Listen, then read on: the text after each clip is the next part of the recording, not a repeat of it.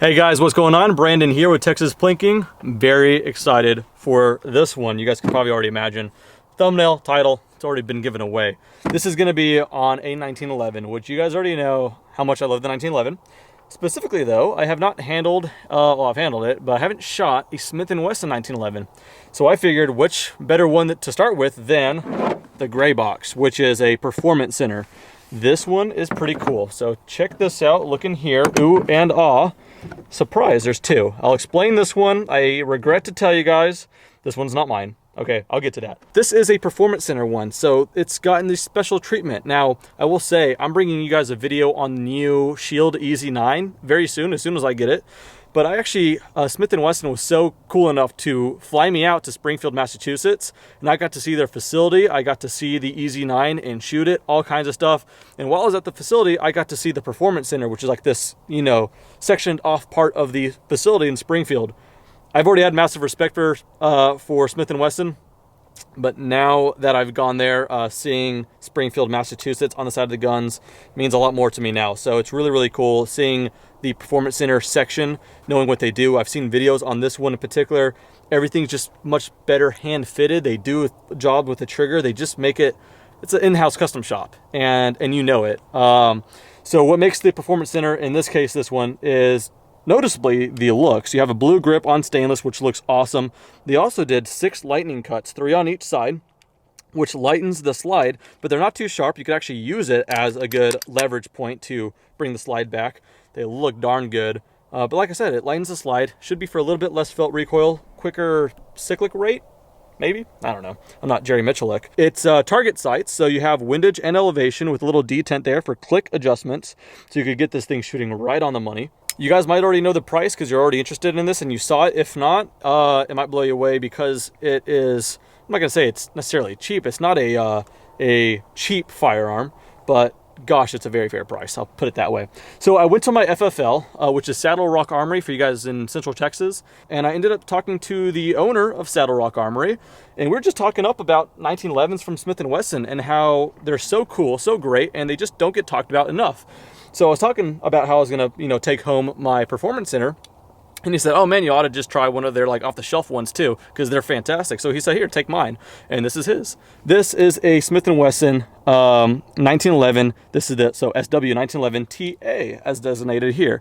The TA is the more tactical 1911, which makes this whole package look freaking cool. Like I said, I hate that I have to give this thing back tomorrow. I hate it.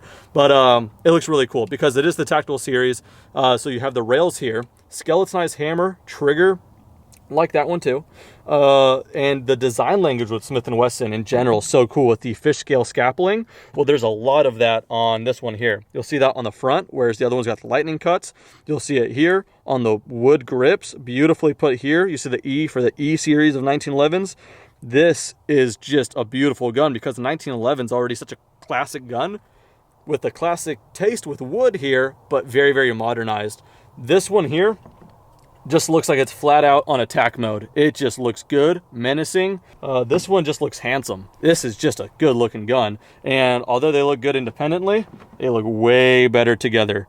If an alien came from outer space and you had a table of Wilson Combats, Nighthawks, and you know, all that kind of stuff, and then this one, you'd have the devil's job explaining why this one was only $1,450 and the other ones were $3,000 and $4,000.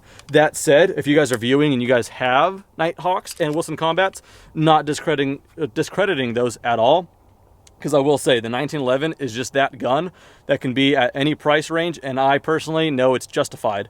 You know, you could get a Rock Island Armory, or even Springfield Armory starts to, you know, get these economic ones for like $450. That makes sense. I like that because it could get people into shooting. That's justified. At $450, you're getting a very no-thrills, basic, GI-looking 1911, and that's cool too. But the 1911 is such an old, tried-and-true gun that it could get up there to where now it just starts identifying as art. It really is. I'll throw a picture up right now. I held a Cabot Guns 1911 with mammoth tusk grips and Damascus steel slide. They were only making so many of that, not many at all, and they were asking $11,000 for that one. Cabot also made a pair of 1911s from Meteorite, and those are going for the millions of dollars. And in my opinion, to like the finer things, like good 1911s, and to scoff at the $450 ones, you miss the point. To like the mid-range ones and scoff at the ones that go for that much money, you miss the point of those too. It really is anything from a duty gun to art, and then the ones in between that are purely functional. That's kind of where I'm at here, and that's where these sit. So that's where I like this segment here. I'm not going to pick a favorite saying I like the really cheap ones, I like the $10,000 ones, but when it comes to just shooting a 1911, you're already going to pay a certain amount for their 45 ACP, so might as well get a gun that's going to be a really, really nice shooter. All right, I'm going to start off with mine. I haven't tinkered with the sights. Let's see if it comes pretty well out of the factory. But man, oh man, if it shoots half as good as it looks, we're going to have a real tack driver, because look at that. Safety up. That looks so, so good.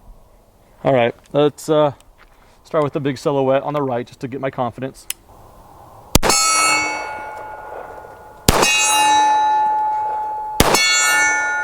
All right, let's go for that little swinger. This trigger is like glass. A little high left. There we go. High left.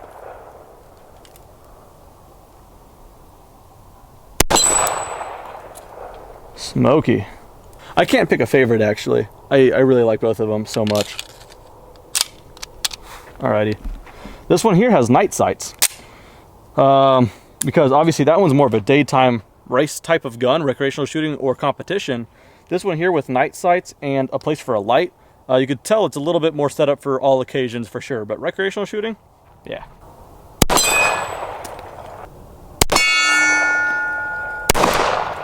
We're about, what'd you say, about 200 yards out?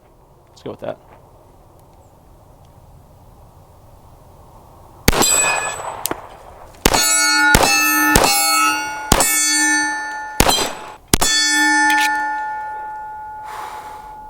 All right, it looked really good clean, but now that it's getting dirty here, it looks good on a different way. That looks, I'm gonna talk about the looks like this whole video. It's so immature, but come on. Boy, does that look good.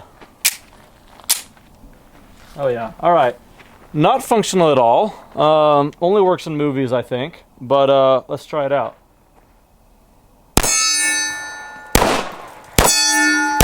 Oh, I'm terrible.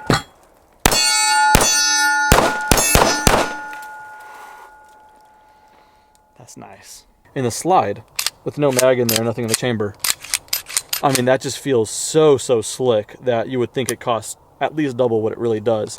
All the texturing on the side here versus the Performance Center doesn't have that, so it's just kind of differences.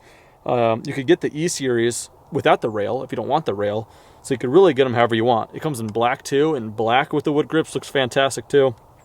So I could go on and on and on, but check out their website. Smith & Wesson's got it all laid out.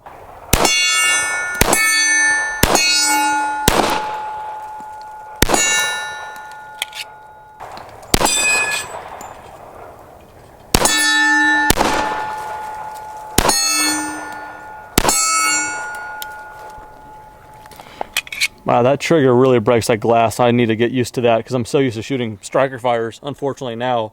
And I started off with 1911, that's why I spoiled myself. I go back to something so light like that. It's more accurate than me, put it that way. All right, you know it's got to get my mom's seal of approval here. There you go. All right, it's ready to fire whenever you are.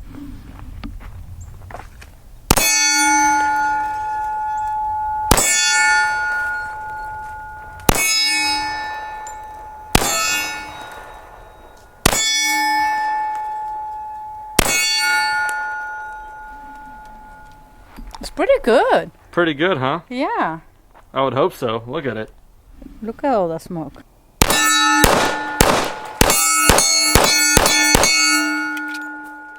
Once I find my pace, it gets on there. I'm just making some silly errors.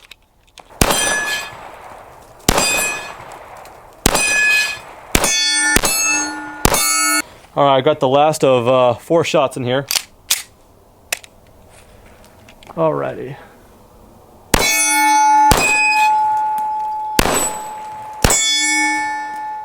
Over so soon.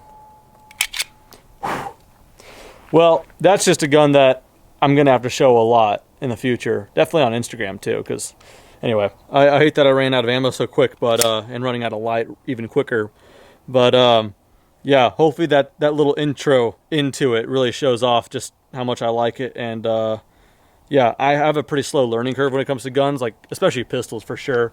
I need to shoot them frequently. I need to shoot them a lot and often. But first day out with it, it's just just a sweetheart of a shooter. Low recoil for 45 ACP. It looks darn good. It's a showstopper for sure. But yeah, I mean, for my first taste of a Smith & Wesson 1911, man, they are freaking cool. When I was there in Springfield, Massachusetts at the Performance Center section, this is the gun that was, you know, pictured where it said Performance Center. So they're proud of it, and they got a reason to be. I mean, it's such a sweet, sweet shooter. And to think that if you look close enough on Gunbroker, you might be able to find one for under $1,500. I mean, yeah, it's a no-brainer at that point. So I'm really, really enjoying it, and you guys will only see a lot more of this in the very near future, but what a cool gun. And again, I just want to thank my friends over at Saddle Rock Armory. They're not too far from Palmer Lane off 620 if you guys want to check them out. Like I said, if you're central. And that's one that they just have in their inventory there too, if you guys want to swing one of those. But yeah, I mean, for my first time shooting a Smith & Wesson 1911, having both of those back to back, man, cool guns. I think they might actually just sell themselves. I don't know what else I could say about them. But anyway, that does it for this video. Thank you guys so much for watching. See you guys next time.